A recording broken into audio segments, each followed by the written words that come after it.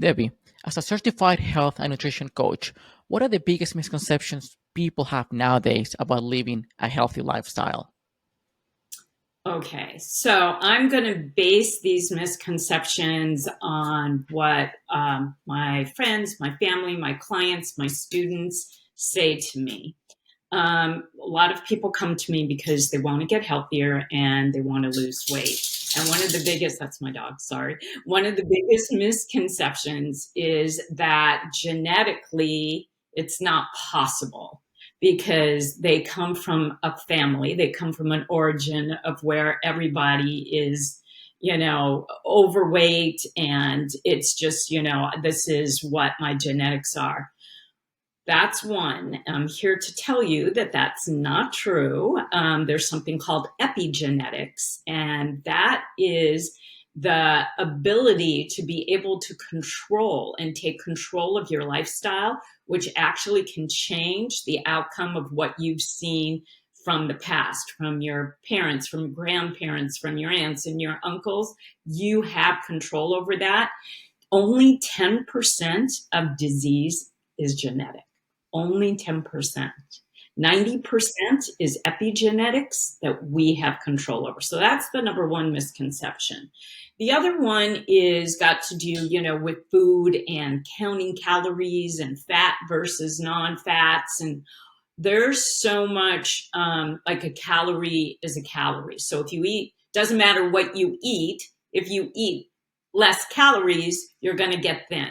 Well, you may get thinner, but you're not going to get healthier. So there's a misconception about that, and we can get into that, deeper throughout our talk. And the other one is that it's a one size fits all lifestyle. Like there was that show, The Biggest Loser, out there, and it showed here's a group of people all have the same goal to lose weight and get fit. It's mostly about getting fit. I don't think it was about getting healthy. And we're all going to eat the same thing. We're all going to do the same exercises. We're all going to live the same way for the next, 2 months or whatever that show was. And then you'll see it's going to make a difference. Yeah, you're going to lose weight. Yeah, you're going to probably get healthier than you were going into the show. But there are no two people alike. Everybody is what I call bio-individual, where biologically we are genetically different from the person next to us. So we may eat the exact same thing, do the exact same exercises, sleep the same amount of hours, drink the same amount of water for 2 months straight, and I may have different results from you.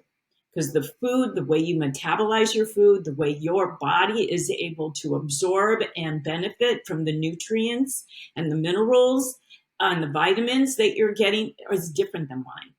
Because everything going into it was a different lifestyle. So we're going to have a different outcome. There are no two people alike. It isn't a one size fits all deal. So I meet every client where they're at, based on what their goals are, based on what they've done in the past, and based on knowing things that could benefit them. My food could harm you, and your food can harm me because it could be my poison. We don't know until there are certain universal foods that we know are healthy for us, which we can get into, but they're not healthy. They're not good for everybody. Not everybody can tolerate something that is healthy for somebody else. So there's a real big misconception that it's a one size fits all. It isn't. The other thing is, and I know this is a big subject right now, but there isn't a magic pill out there that's going to put you into the boom healthy lifestyle world. Yes, the Manjaros and the Wegovys, all of those drugs are helping people to regulate their insulin. And insulin to be regulated is very important for hormone balance because our hormones dictate everything that goes on in our body. And our lifestyle and what we put into our body and what we're surrounded with and put on our body has to do with our endocrine system, and it absorbs into our bloodstream, and then we have reactions from that, and whether or not we're going to have a healthy reaction or not. So if you're pumping yourself with really harmful food, ultra processed food, fried food, seed oils, and we can get into what's good and what's bad. But if you're doing the bad stuff and taking that pill still, that pill just takes the hunger away. So you're not hungry. So it allows you to eat less, but it doesn't necessarily change the healthy version of a lifestyle that you need for sustainability, for a life, for longevity or quality. So I'm glad it's out there for those who have to get their insulin back regulated to get their hormones back balanced. But then they've got to still learn what we all have to do to be healthy. It's just not a magic pill. So, and I a lot of times my clients will think of food as the enemy, and food is our fuel. Food is necessary. So, food, we can find joy in that. We can find good things in life with that because it's when families get together and cook together and eat together, and there's nothing better than love and joy that can be created around food. And so I try to get people to think of food in a really satiating, delicious way instead of a way that that's the enemy and that is going to harm me, because then what happens is they set themselves up for failure because they think of that as something that they can have. And when you feel like you're being deprived is when it's a really difficult time to be able to get a sustainable, healthy lifestyle. So you've got to find ways to say, hey, I'm not being deprived. I'm actually eating these foods, and this is helping me, and I love these foods. And I help my clients figure out what those foods are, how to cook them, how to use them every day, to keep them on the healthy path and not think that they're being left out, because they can have certain sugary products or something. So it's the mindset around food that I like to help my clients with in a positive way. Yeah, Debbie, you said a lot of interesting things, and there are a couple that I mean, I agree with a lot of the things you said, and then, but there are a couple I've been thinking about lately quite a bit.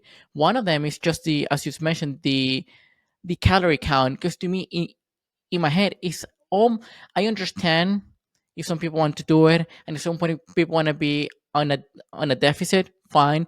But to me, it's like, okay, but depends on what food you're putting in your body. Because let's say, for just as an example, you burn like 2,000 calories, and then you can eat 1,600 calories of donuts every single day. Or if you do that, you'll lose weight. But if you eat 2,500 calories of chicken, broccoli, quinoa, and all of that, you'll gain weight. But in one case, you're going to be a lot healthier than the other one, even though you're losing weight, but still you're being very unhealthy. Which brings me to the other point that I'm glad you brought it up. The biggest issue I've had with Ozempic and Manjaro and all of that is like, okay, you're losing weight because you're eating less. But are you changing your lifestyle? Are you changing your eating habits? Are you changing the type of food that you eat? I mean, you might not eat a like two burgers or three burgers for lunch, but you might eat one. It's still not healthy. So I like that because I feel that there is a divide now between fit and healthy people and maybe overweight people. That fit people are are pushing this agenda, saying that it's not, that is cheating the way that they lose weight, because the fit people had to work out and eat healthier. But it's like, no, that's missing the point. The point is, either you change your lifestyle or you're still going to have like a bad outcome in a few years. So I feel that that point that you made, I don't know, I haven't heard that enough out there, where people's like, okay, you have Ozempic, great, it's a great tool for you, but then you need to change your lifestyle. And one thing that I really wanted to ask you, because that was the first thing you said with the epigenetics and all of that, I feel that people who believe, and this is just, this might be a misconception of my own, people who believe that everything is genetic, it's almost like a self-fulfilling prophecy, because their brain creates these chemicals that will make you suffer from high cholesterol, or just like anything, or just I don't know, like more likely to suffer from heart rate, or what's it called, the heart attack, or just even diabetes. And to me, it's like, if you truly believe that your brain will create the chemicals that will produce that in your practice with your clients that have those, and they have like a root belief, like, no, well, my parents are overweight, or my parents suffer from high cholesterol, or my parents X, Y, and Z. How do you help them change their mindset and make them believe, like truly believe, hey, it's up to me to change my lifestyle. It's in my power, not in my genes power. Yes. So, well, number one, I use myself as an example.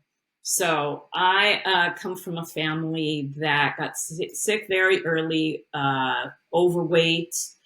My father died at 46 years old from Hodgkin's lymphoma. Really unhealthy lifestyle. This is my genetic father who overdrank, ate, smoked, lived a lifestyle that didn't really exercise once he got to a certain age, once he got married and had kids. And he got himself on the road to disease. And sure enough, at 30 years old, it caught up to him. And he lived with it for 15 years, and then it finally got him. Now, you know, in my head, I could have gotten to the point where, well, I'm only going to live till to 46 years old, and that's it, because genetically that's where I'm going. Or I could look at things and do some research and try to change the directory of where I'm going. So in turn, I can change the directory where my kids go and where their kids go. And I have grandchildren now. So that makes me even more determined for them to understand how lifestyle plays a much bigger part than what genetics does. There and you know, we're born with our constitution. That's our genetics. That's it. You know, how tall we are, how, you know, our bones are laid out. I'm a very small, structured, boned person. I'm never going to be, you know, Gabby Reese, 6'2", and very, you know, broad shouldered. But I'm as healthy as Gabby Reese, even though I don't have that genetic structure, because I live a lifestyle that's very similar to hers. So, you know, so you have your condition that you're born with, and then and your constitution, and then you have your condition, and your condition are the things that you have control over. And you have control over what I call the circle of life, the things in life that feed us in addition to the food on our plate. And there's basically 12 of those things. And I mentioned it before, but joy is what I think the bullseye, the thing that we want in the end is joy with longevity. So, you know, wherever your spirituality lies, whether it's religion or whether you know, it's some kind of meditation or, you know, whatever it is that makes you have a bigger belief than just what's in front of you, helps in the longevity. Where your creativity is, things that allow you to get out of a box and go out and discover, whether it's music or art or opera or anything in the entertainment field or sports. Those kinds of things get you out of the box of what, you know, makes you maybe get stressed or struggle. Your social life, who are you hanging out with? Are you hanging out with people that are like-minded like you? Or are you hanging out with people that are eating ultra processed food and going to happy hours and drinking to the point where they're drunk and hungover the next day? Or are you taking care to pay attention to what you're putting in your body? How much of it are you putting in your body? How are you moving? Exercise is another one on that circle of life that's really important. Movement, we can never stop, no matter how old you are. As long as you have the capacity to move, you should move. Break a sweat every day. I tell my clients and my students that. Break a sweat. All you have to do is take a walk. If that's all it is, break a sweat. And that kind of thing means that your body is being activated. Your blood is pumping through all your systems, all your organs. Things are moving along the way they're supposed to be. Instead, anytime something becomes stagnant, it usually, think of a car in a driveway that doesn't get driven. By the way, people take better care of their cars than they do, and their homes, than they do of their own bodies. So you have to think of your body as your own garden. You know, if you water it and feed it well, it's going to grow and nurture and live long. There'll be longevity. You'll get all of your dog is attacking me here. You'll get your plants, and and they will keep thriving. Well, your body's the same way, but people tend to overlook that part, and they'll take care of their things better than they take care of themselves. And again, home environment is important. What is that like? What are you surrounded by in your home? Are you frustrated? Are you living in a place that doesn't make you happy? Are you with people that are frustrating you? How can you make those changes? What's your career like? What are you? Do you hate your job? Because that is an internalized thing that is going to, take you into a negative place. And that's where you're allowing that 10%, all these things that you don't pay attention to, you're allowing that 10% to kick in your genetics of an unhealthy lifestyle, if you think that's what your excuse is with your family.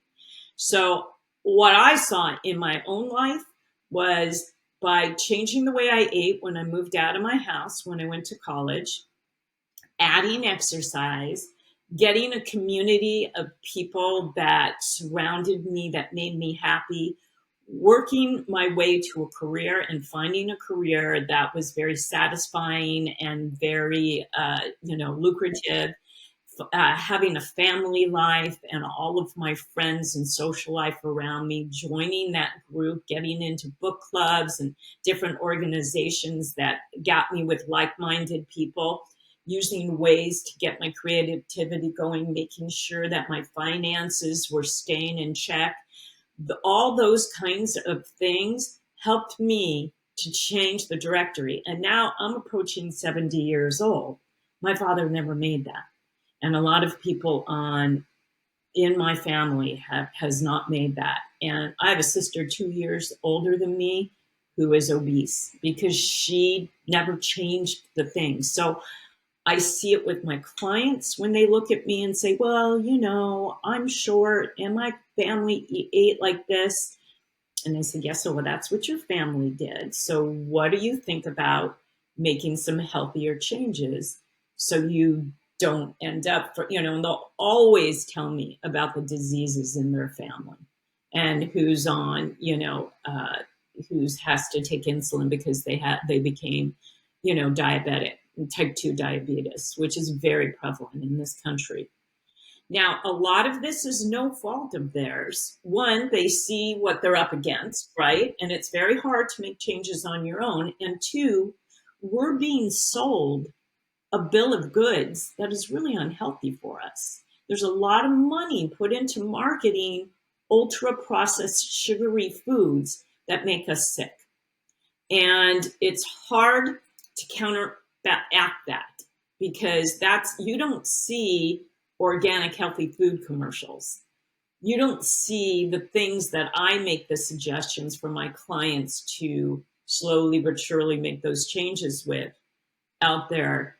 Sometimes, depending on who you follow, let's say on Instagram or TikTok, then you might see some of those things. But then you have to realize people are influencers and they're going to say certain things that may not have been researched that are going to pop up your way. So then you've got to go back to the meat and potatoes of it all, if you will, and just get to the basics of the things that can start making us healthy and how easy it is to start without having an excuse that I was born this way, or this is, there's no use kind of thing. There's always a use. There's always a good reason to make a lifestyle change for the better. Yeah, I like a lot what you said about the environment, right? About our moods instead of the emotions, whether if we are in a high stress environment or joyful environment or anxious environment, the people who we surround ourselves with, the movement, all of that. A couple of things though. One, you look great. I was not expecting it. It's like I'm close to my 70. It's like holy crap. I mean, that is like impressive. And and the second thing you said, which was at the beginning, it gave me goosebumps when you said that your dad passed away because he had Hodgkin lymphoma. The reason why I had goosebumps because I got Hodgkin lymphoma like 19 years ago. Oh my Yeah, when I was goodness. yeah, luckily it was a stage one. I it was like it was 8 months of chemotherapy, radiation, all of that, and Mhm. luckily, Did thank you God, change your lifestyle, Daniel? Did you change your lifestyle after? I see. I didn't because I was like so young. I was like 13 when Oh, that happened because that was like 19 years ago. But what I will say is it definitely gave me a different life perspective. One, and second, even even though I'm surrounded by a lot of, you said, processed food, I like. I mean, I have a sweet tooth. Every now and then I eat a cookie or ice cream or whatever. But I'm somebody who's like, okay, which that's where my question was going to go. I was not expecting go to this route, but because you have the expertise, like, okay, it would be great if I use this opportunity. But before I jump to the question, is I started doing a lot more exercise. I mean, I run almost daily. I run like I don't know anywhere from 20 to 30 miles a week. Yeah, I eat a lot of healthy food, eggs and avocado in the morning, chicken, quinoa in the afternoon. I mean, for lunch and things of that nature. But for somebody, because again, there was not family history of cancer in my life. I mean, maybe one great aunt had breast cancer. That's it. No one else has a cancer in my family at all. But again, a lot of kids I think get Hodgkin lymphoma. For me, or for somebody like me, somebody who had cancer in the past and wants to avoid that, because once one thing you hear everywhere is like everything gives cancer, like everything. It's like it doesn't matter what you eat, it doesn't matter what you do, you have cancer cells in your body, and then they will get activated and grow and mutate. What would you recommend for people that had either cancer in the past or has a family history of cancers? What kind of lifestyle and diet they should follow to minimize the risk of getting either cancer again or right or for the first time? right. Okay. That first off, I'm glad you were cancer free. I'm glad you came out of that on the other side, and I'm sorry you had to go through that. And I watched. I know what that was like with my father. He didn't change one thing though. He didn't eat the way you were just saying. So he stayed on that directory of unhealthy habits that eventually took his life. He also got diagnosed very late because he didn't want to go to see a doctor. So it was another, and it was another time too. But he would have been a candidate for bone marrow transplant, but they weren't doing them at that time. This was What this. stage? What stage Was he? Don't know. I was really young when he was diagnosed, and I was 15 years. I was 5 when he was diagnosed. He died when I was 20, and I really, throughout those years, I wasn't paying attention. I just knew I had a sick father. And, I knew that my grandmother went in for a brain tumor operation when I was very young. And I knew that my grandfather he had diverticulitis, and which eventually turned into stomach cancer. And I knew my father's sister, my aunt, at age 60 died of breast cancer. These were the things that kind of said to me, all right, this I don't have a chance. And then I started doing research to realize, wait, maybe I do have a chance if I change my lifestyle. So that's and now, like I said, I'm in my late 60s, approaching 70, and all signs are good that I will have a long lifestyle, continuing on this journey of how I take care of myself. And I have children that take care of themselves, and my granddaughter who now likes sugar a little too much. But again, these kids, we use sugar, which is, and I don't know what your childhood was like, but cancer cells love sugar. Cancer loves sugar. It feeds on sugar. That's what it feeds on. And so sugar is toxic to our bodies. And if you're going to eat it, like it's like giving yourself a direct shot in the veins if you're going to eat sugary foods. Other foods turn into sugar in our system. It's a little slower go. But if you're just going to go for all those sugary products, sugar's addictive too. So once you start, it's hard to stop. And if that's what's in front of your face in your house or around with places you go or with the people you love, and you're going to fall into that, I think it's a trap, really, then chances are you are going to get sick. And so it's willing to make some changes. I've had clients that we've had to kind of like wean off the sugar things, wean off the processed food, because habits are hard to break. And before, what you can't do, so I don't believe in diets. There's like 1,000 dietary theories out there. And if you try to stick to something, like I said earlier, if you try to be really regimented about something, it's not sustainable. So you got to be willing. You were willing to start exercising differently. When you start to exercise and you see yourself, let's say, quote unquote, getting into shape, you start to feel better. When you start to feel better, you want to keep feeling like that. So now you want to know what are the other things I need to do? Okay, I got the exercise part. Now what's the other stuff that I need to do? Well, what I put in my body matters. Maybe, I should be eating whole, real food. That's my number one. Well, my number one thing is to hydrate. It's what I tell all my clients and all my students, especially because when I'm teaching, we're sweating and we're, sweating out toxins, but we do have to hydrate to put that water back into our bodies are 70% water. So you should be drinking half your body weight in ounces every single day. Start there. No matter what you do, you're going to feel better. So I know you're calculating. I can Yeah, see yeah, it. okay.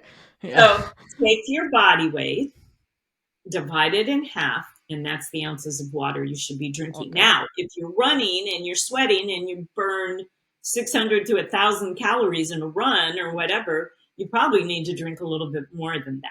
Now, a lot of food has water content in it, so it does, find water. The water finds its way into your systems, but you still consciously have to be drinking water throughout the day. I always, always, always have a cup with me. It's good filtered. Find a good filter source of water. Try to drink from glass or from one of those Stanley, cups out there that are good, healthy for you, so you're not in plastic and getting all the bad environmental crap that are in plastics, because that goes into your body. And research has shown us that the components of a Mediterranean diet is what's the healthiest for us. So what are the components of a Mediterranean diet? So I can run through that for you. And if you start thinking about this, and the combinations that you can do is endless. And the first thing, fruits and vegetables. Eat the rainbow. I suggest that all the time, because if you start with whole fruits and vegetables, guess what that is? One ingredient. There's no additives. There's no anything that's going to add to it that's going to make you have to try to assimilate and process that in a negative way. So start with real whole food. And when you can, buy organic. Because remember, if fruits and vegetables aren't organic, they've been sprayed. They have pesticides on them. Some pesticides that have been banned in other countries have not been, glyphosate has not been banned here in the United States. So they use it to keep their crops, what they say, healthy, but those pesticides are going into your body. So you want certified organic food. Every market now here in at least California, where I am. Where are you? Are you in California?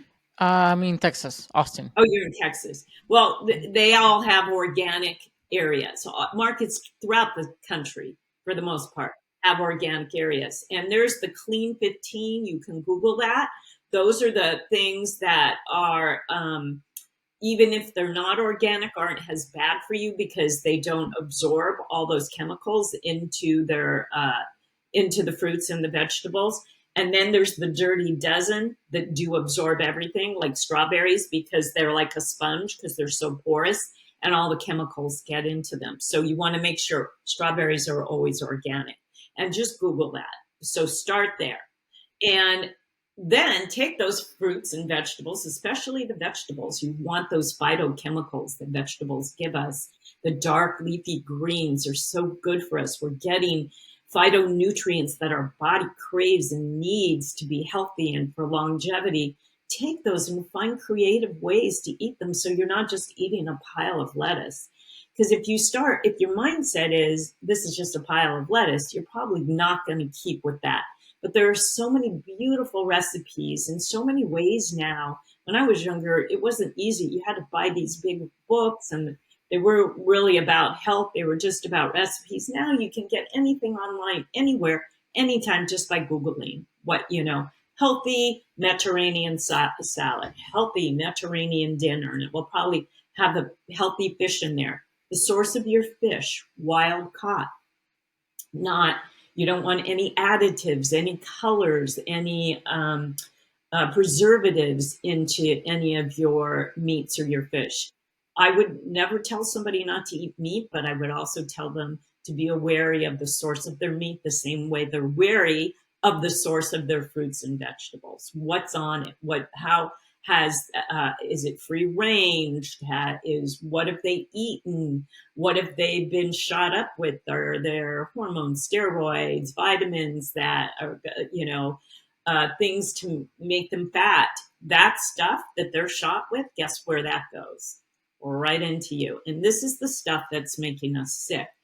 But if you stick with whole real food and you shop the perimeter of the market, go to the organic section, you are going to see, and you're already exercising, right? And you start cooking with these things that are healthy, whole, nutrient foods, you're going to feel better. Again, you're going to look better because you're going to be absorbing the vitamins and the minerals that your body craves and needs for longevity and to keep you disease free. But if you're going down the middle aisles where all the ultra processed food is, take a box. Reading labels is one of the most important things you can do. Pick up a box, turn it around. If it's got 150 ingredients and you can only name one, then chances are you don't want those ingredients in your body. So the less ingredients and the less, things that are toxic to you, the better. So, and always, good fats are super important. So you want to eat berries, fruits, veggies, fish, like I said, meats, poultry. None of that is bad for you. Just look at the source. Make sure there's nothing added to it. Nuts, great source of protein. Protein is one of the most important things that you can get. And with all these things, there is such a thing as too much of a good thing. So you want to look at portion control and size. I always say, we can talk about ounces and we can talk about numbers, but I realize when I start talking numbers with some of my clients that I'm health coaching, or even my personal training clients, I start to lose them. They're going off somewhere. So then I say, okay, so per serving, take the palm of your hand. There's your serving of protein right there. And really for women, we need a little bit more than the palm size of our hand. So, be aware of your activity. Be aware if you're post-menopause, we need even more protein. Women who are menstruating while they are need a little bit more protein, but good source protein. And nuts are one of the best sources of that. Again, I buy organic raw nuts and I make my own combinations. I add a little bit of Celtic salt and there's a snack and there's a great source of protein. And there's some controversy. So the things that you should also stay away from, is gluten has a negative effect on a lot of people because gluten comes from a protein called gliadin.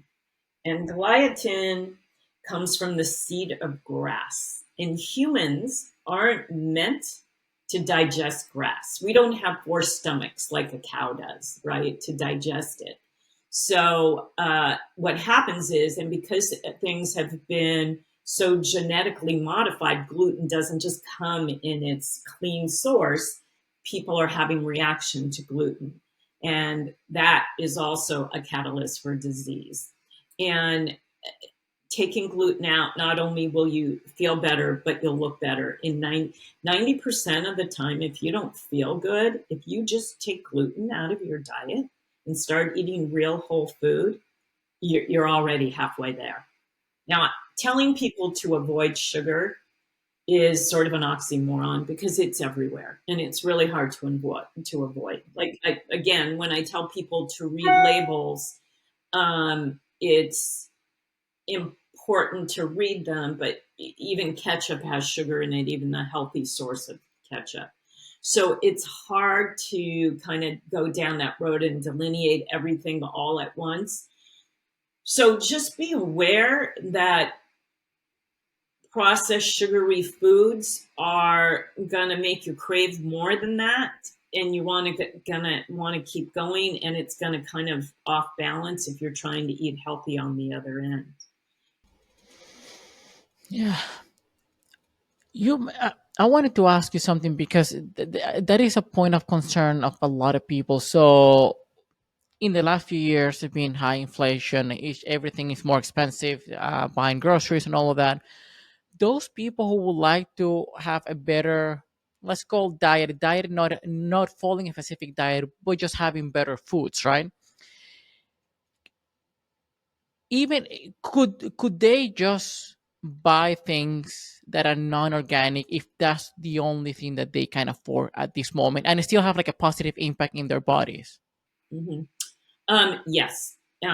So yes, just changing to fruits and vegetables, whole fruits and vegetables, will have a positive impact.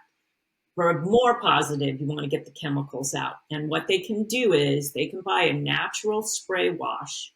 And I think there's a way with vinegar and lemon and water, you can actually soak and wash your vegetables and your fruit and get off any kind of residue the best you can. So even a small percentage is better than the whole thing, right? So that's fairly cheap to do. And I don't know if you in Texas, do you have Trader Joe's? Yes, we do. Okay, so Trader Joe's has a total organic section just about for every fruit and vegetable they have. Not all, but mostly. I do 90% of my shopping at Trader Joe's, and they buy in bulk. So, and a lot of stuff they buy, Whole Foods has the same distributor, but they mark up the prices. So, you can do if you have a Trader Joe's or something similar to that and they carry, you know, here's what the savings that you make by buying real whole organic foods in the long run is going to cost you a lot less than what's going to happen when what you're going to spend when you get sick on your medications. Think of food as medicine and medicine as food. So if you use your food as the medicine and you're willing to pay a certain amount for your pharmaceutical products because you're sick from the food that you ate, start with your food, spend a little more, and you will never end up going into those pharmaceutical products. I do agree with that. I mean, you either pay now or pay later. Later is probably going to be more risky, more expensive, and all of that. So you might as well pay now. But yeah, I do understand that some people say, "Hey, buying already, because yeah, ultra processed food and bad food is super cheap in comparison to healthy food." So okay, at least if you can maybe not buy organic, but buy something that say blueberries or avocado or bananas that are not organic. Okay, that's fine. At least you are changing your lifestyle. But one thing I wanted to ask you, because it seems to me, and I don't know if it's true, but then what I've been hearing, uh, maybe it's mostly women, I'm not entirely sure, but it seems that a lot of people are having gut health problems. Is this accurate? Is this an accurate assessment? And if so, why is this happening? because of what I was saying, because we're being sold a really unhealthy bill of goods. And that's where the commercials are. That's where the ads that are coming through our feed on our social media pages are. And unfortunately, people are buying those, they're buying into those ads. And also, those foods have additives that make us want to go back for more. So that's why I'm saying read labels. And, it starts with the person. It starts with, I realize when a client comes to me, whether if we're going to work together, they have to be willing to make the change. And we have to think about it as not sacrificing, but actually benefiting and still feeling good. I love to roast my vegetables. I love it. And once you start something like that, you start to look at all the little nuances of ways that you can, use herbs and spices and things to make things really wonderful, make some sauces for dipping and all of that. If you The whole fast food industry comes at us left and right, and we never see the commercials for roasted vegetables, and what the good ingredients that go on it. We only see the commercials for McDonald's and French fries and In and Out. And if that's your lifestyle, if we're being told, oh, that's the reward, well, it's really, in the end, once you eat it, it isn't the reward. And that's the other thing, is that celebrations and rewards always come with unhealthy food and drink. So think about cakes, candies. Think what happens in your kindergarten class when it's your birthday. Mom comes in with sugary food and cakes and candies and sugary drinks, which liquid forms of sugar are worse, by the way, than any kind of forms of sugar. So really be aware of that. That's the way you start, right? That's the way it all lays out from the beginning. So you're thinking, if I'm good, I'm going to get the candy. I'm going to get the cake. And then you see a commercial for something that was a reward for you, cakes, candies, cookies, whatever. And you say, oh, I want that because that's going to be a reward for me. And it is a very collective thing in our country. The world is cookies, candies, cakes. People eat dessert for breakfast. They start their day with dessert. And if you could just start there by eating protein, good fats, and fresh fruit, you would be so up on the day. Because if you're going to start with a sugary meal, you've already set yourself for a downer for that day. And that's part of the reason why people are building inflammation in their bodies, because this food is not assimilating. It doesn't know where to go. It becomes toxic. It hangs around. It causes disease, heart disease. It clogs our arteries. Sorry. No, no, no. I mean, well, I had a roommate years ago that would have every now and then like cake for breakfast. I was I mean, I would feel sick just to if I eat any sugar before noon, I feel sick. But yeah, to me, it blew my mind because most people that I've met in this country, I'm originally from Venezuela, been here for like 12 years or so. Most of the people that I've known, either they don't eat breakfast at all, they just eat like 11 a.m. just a cup of coffee, maybe a bagel, or like my roommate back in the days, like candies or cookies. Like, okay, no, it is. It surprises me with a lot of information out there. I know that we talk that there's a lot of misinformation, got it, but not eating sugar in the morning is almost like almost common sense, and yet people still do it, which it blows my mind. But when you said about the celebration thing, I thought about, yes, candies, cookies, and all. But even as an adult, alcohol, right? Any sort of celebration when we are Oh, I meant adults, to like, say that. I totally forgot to say yeah, that. yeah, it's That's like how alcohol. sugar and addictive and really bad for us. But we think that we're missing out if we don't get to celebrate without. Here's what we do: cheers. And if you don't cheers, you're not part of the celebration.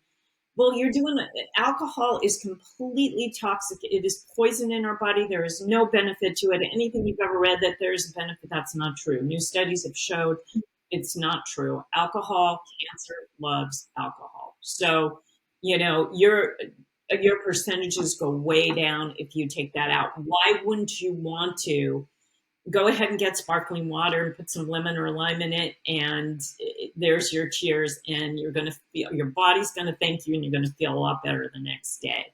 So, and it's not to say, I have this again 80-20 sort of premise that 80% of the time I'm really conscientious for myself. I tell my clients the same thing. Think about being mindful what you're eating, create meals around the blue zone findings. You know, it's not that hard to look that up and see what those rest. I think there's a blue zone cookbook out there that Dan Buettner, the one who wrote the book and did the documentary on Netflix, he's got a cookbook out now. If you eat the way he researched these countries of people that are living the longest eat, and they've got their wits about them well into their hundreds, then you're adding years to your life. And then every once in a while, there's a celebration and you want that piece of birthday cake. Or you want, 20% of the time you're going out with your friends and you want that glass of champagne or that glass of wine. Go for it. Your body isn't going to change because of it. It's the daily stuff, it's the habitual stuff, it's the stuff that your body accumulates and absorbs. So, and again, we're all different. So, we all have different ways of absorbing our nutrients, depending on where we started from scratch. Even when you're in the womb, depending on how your mother eats, affects what's your outcome when you're first born, because that stuff goes right into your system and your bloodstream. So that's why you want your parents, to be informed from day one, because that makes a difference in your childhood on how you can ward off disease later, because it's accumulative mostly, not all, but mostly. I can sort of relate to that because I'm the oldest. Apparently, when my mom was pregnant with me, she had a lot of stuff. She had a lot of cravings and all of that. And I've always had like a sweet tooth, and it's always hard for me to eat vegetables. Like, I mean, I can eat some fruit. Some. I'm not a foodie person. I'm not. I don't have enjoy. I mean, I don't enjoy having food. I eat it because I'm hungry, just because I use it as a fuel. My younger brother, I guess my mom was having a different diet when she was pregnant with him. He loves salads. I mean, he's a lot later. He doesn't work out. I'm the one who works out. But then our lifestyles, even though we grew up together, he loves salads, vegetables. Me, I'm like, you know what? I won't eat them.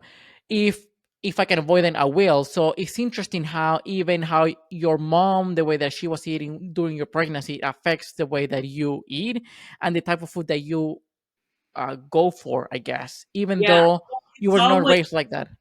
it's the habits that get created in the womb, really, because most likely it's what's going to be given to you after you're born too. So you already have this already developed within your system. It's what we get used to. And the hardest thing to do is to change bad habits to good ones, which is a slow process that I've, been saying. So that's why working with a coach or working with somebody, a group, whatever it could be, that you could be accountable to, because it's really hard to, especially when you're weaning yourself off of sugar and processed foods, because they're addicting, and it's like any other drug, basically. um, to get rid of, the cravings for, you just slowly but surely have to like put in the good, weed out the bad. So I call it crowding out. So maybe you eat your regular meal, but you get an extra, you, instead of potatoes, you put an extra helping of vegetables on that first meal.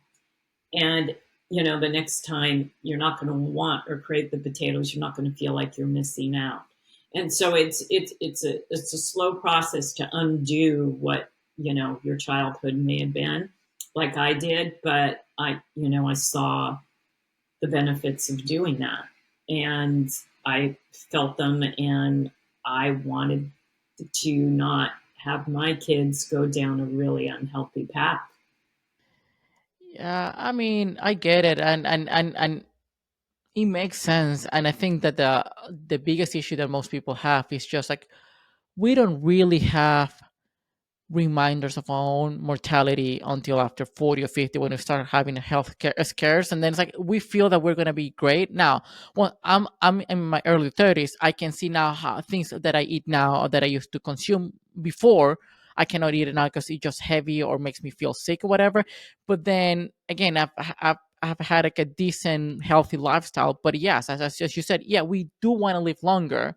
Now, do you want to live longer and be on a bed without being able to move, or you want to have interaction with your grandkids or maybe your great grandkids? But I feel, and that's another reason why I just wanted to talk to somebody like you, because it is people, including myself, sometimes we need that reminder that we need to take care of our health, like even if you're in your early 20s, because the more you wait, the harder it is to reverse the consequences of your early actions. So totally.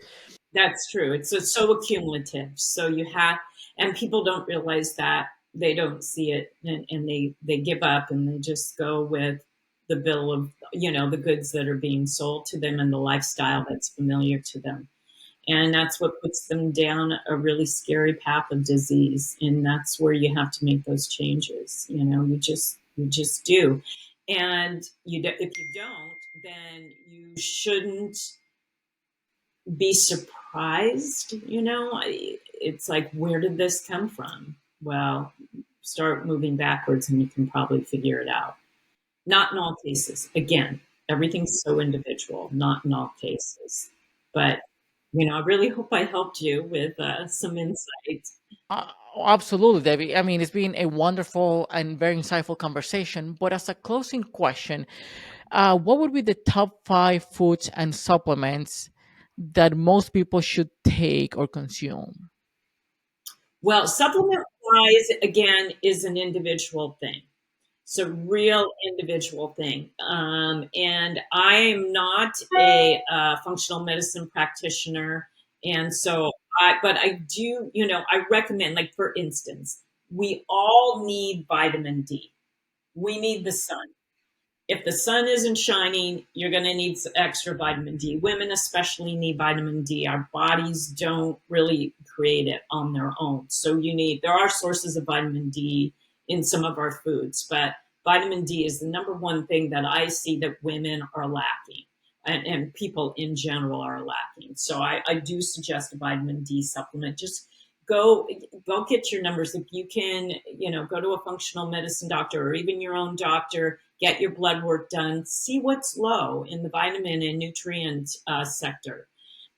I'm not going to say a particular food, I'm going to say types of food. What I had mentioned earlier, good fats. So we're talking avocado oil, coconut oil, extra virgin olive oil, cold pressed, great for you. When you cook, you want to cook with something that has a high smoke point. So that would be the avocado oil. um, Again, avocados, good, healthy sources of fat. And then, because there used to be don't eat fats, yes, our body needs them. It's really important. It's the way our systems, work together to assimilate our food and our nutrients. Again, protein. One of the most important things you could be doing is eating protein. So find those healthy sources of protein. And if you're a vegetarian or a vegan, just make sure you're getting beans and tofus and um, uh, things that are protein based and not. So just because it says vegan doesn't mean it's healthy. So again, it can be a processed food. So stay away from processed, ultra processed food. Eat whole foods in their natural source is, what I would say. And, the more vegetables you can get in there, eat that rainbow. Think about how colorful your plate can be. There's so many ways to fill those colors, and in a very healthy way. Get that water in you, drink those half your body weight in ounces every single day, break your sweat. You're going to see just those simple little changes are going to make lifestyle good. And I wouldn't worry about, ghee is a grass-fed butter. Comes from grass-fed cows, the butter. You can use that on your vegetables. Use good olive oil and find some really good herbs that you can chop up, again, organic if you can. You can chop up and cook with, or just put in raw. I love to put broccoli sprouts I get from the farmer's market. I make a gluten-free sourdough avocado toast that has wild caught salmon on it. And then I drizzle olive oil and put broccoli sprouts. That was my lunch today. It's so satiating. And to me, it's really good, like just delicious. So you may have to acquire some new ways of cooking things and some new tastes, and start researching fruits and vegetables that can be cooked the ways that you think you will like them. But to me, my candy are my roasted veggies. That's to me my highlight. So that's what I would suggest. Keep away from the things that harm you. Dairy has got, a lot of people don't tolerate dairy and give them infections like ear infections, things like that. It causes inflammation in their gut. So the other thing I would try to find is a really good probiotic. And you can find a probiotic that kind of serves its purpose as a pro and a pro and prebiotic. And that it just helps the organisms in your gut to stay healthy. So I would do some research and a good source on that. But the dairy thing, if you want dairy, I would go more towards sheep or goat, because there's less manipulation. There's less, what's the component that they put with the now in cow's milk and stuff. People who, the whole thing about milk being healthy makes strong bones, don't listen to that. If you want strong bones, start eating nuts, start eating dark leafy greens, start pushing heavy weight, and eat things like sardines because they're a really huge source I don't know of. about sardines, but okay. Yeah, but you so find stuff. There's ways to make sardines. You can saute it and turn it into a dip. And I always dip, guacamole's so good. Find those carrots and veggies and dip with that instead of the chips. And corn can be an iffy product. A lot of people have sensitivities to corn because it's all GMO'd. So their guts aren't exactly friendly with corn. So I don't eat corn chips, but I'll always get a crudité, which are cut up veggies, for my dips. And that's what I serve here when I have company. So I hope that made sense to Great. you. I hope Oh, perfect. No, great. It's again a lot of information, and then it's also very easy and simple to do. But yeah, Debbie, wonderful conversation. Really enjoyed our time. But where can people find if they want to either work with you, keep up with your work, anything? the best way to find me is by going to my website, and it is Balanced Life, all one word, by Debi, DEBI.com. And there you can talk to me just by saying get a free consultation. Hit that. It's going to ask you a few questions and set up a calendar time for us to meet. You can see, I think my class schedules are on there. If you're in the Southern California area, you can always take a class with me in person. But I'd love to meet you. I'd love to talk to you. So, here you get a free consultation for 30 minutes about what your issue might be. And if there's anything I can do to get you on the road, I would love to do that. Great, excellent. I'll add all of those to the show notes, to the video, YouTube description, and whoever. I mean, those who are listening and not watching on YouTube, I mean, you embody the longevity. You look amazing for somebody who's close to 70. It's just like, okay, clearly you're the evidence that what you do works.